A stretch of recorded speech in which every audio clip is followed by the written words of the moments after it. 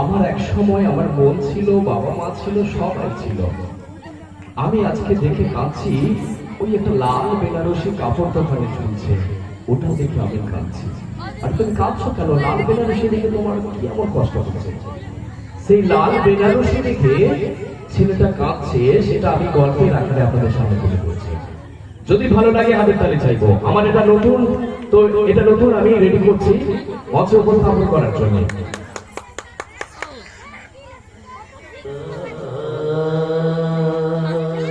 জানিস বাবু, ভাবছিলাম মোর তো লাল বেনারসি শুরু করবো, পড়েছিল ঠিকই, তবে শরীরে নয়, গলায় ফাঁস লাগায় একটা ছিল সুখের ঘর, বাপ ভাই বোন সব ছিল সংসারে, কিন্তু দুর্দশায় কোনোদিন ভাবলে। জানিস বাবু, সকালবেলা রান্না নিয়ে তখনও জমে রেখেছে চলে মায়ের কাছে বোকার খেয়ে ভাই বলে খুঁজে ভাবে বছরগুলা কার ছিল সুখে দুঃখে।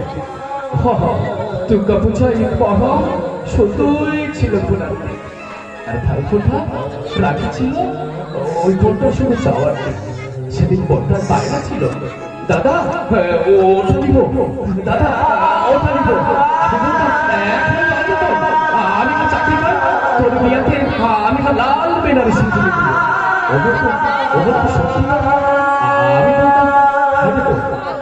প্রতি পূর্ণিমাতে বেলা ব্যস্ত চলতাম। আমি তখন বাসিকতে দেখতাম বাস্ত নানান রাত, নানান সুর, কখনো আহিরি, কখনো ভৈরবী, কখনো মৃগহা। যেমন করে বিনের সুরে লাদিন লাচায়, তেমন করে লাশ করত। জানিস বাবু, এসব বেশি দিন শৈল না রে বাবু। বলতে বলতে বলতে বড় বলতো, বিয়ার বয়স হলো, একদিন বর আসবে, বড় ঘর দেখা হলো। সেদিন সেদিন বাবা মা আমার সবাই বলতার জন্য ছেলে দেখলো। ছেলের বাবা দাবি তেমন কিছু নয়, নগদ 1 লাখ টাকা, 5 ভরি সোনা, গাড়ি পিঠ, এসব তো চাই বটে। বাবা রাজি হলো, হবে তাই ছেলেটা তো বড় ইঞ্জিনিয়ার।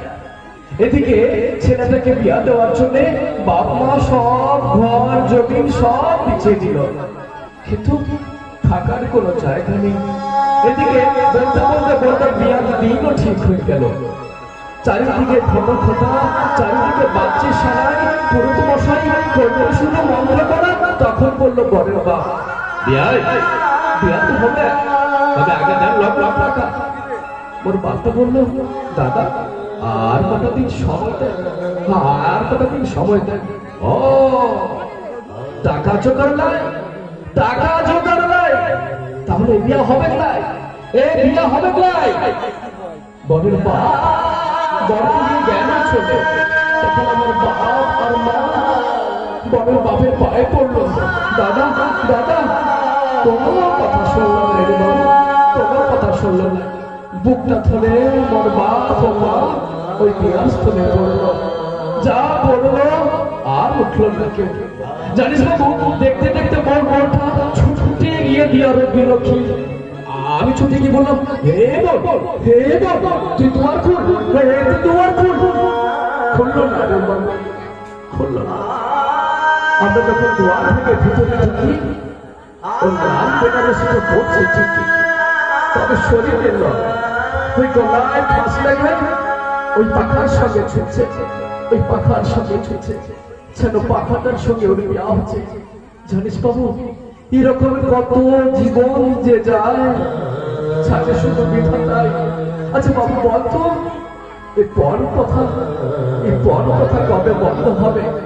জানে শুধু বিধাতাই, জানে শুধু বিধাতাই, জানে শুধু বিধাতাই। ধন্যবাদ, ধন্যবাদ।